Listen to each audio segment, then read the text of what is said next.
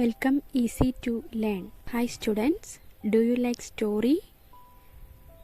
Shall we listen to a story today?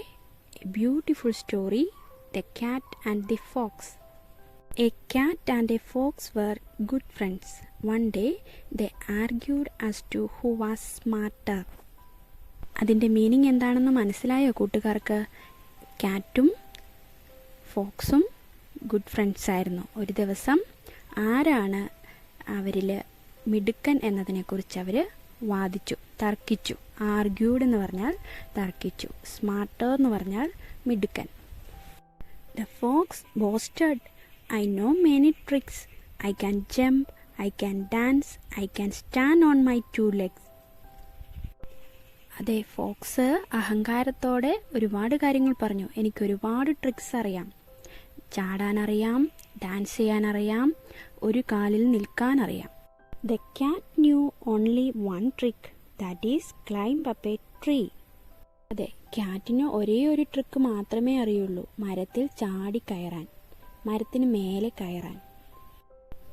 While they were arguing, they heard gunshots and the sound of hunters.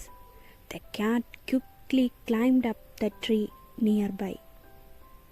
അതെ, അവരങ്ങനെ തർക്കിച്ചുകൊണ്ടിരുന്നപ്പോഴാണ് ദൂരെ നിന്ന് വെടിയൊച്ചയുടെയും ഹണ്ടേഴ്സിൻ്റെയും sound കേൾക്കാൻ തുടങ്ങിയത്. പെട്ടെന്ന് തന്നെ ക്യാറ്റ് മരത്തിന് മുകളിലേക്ക് ഓടിക്കയറി.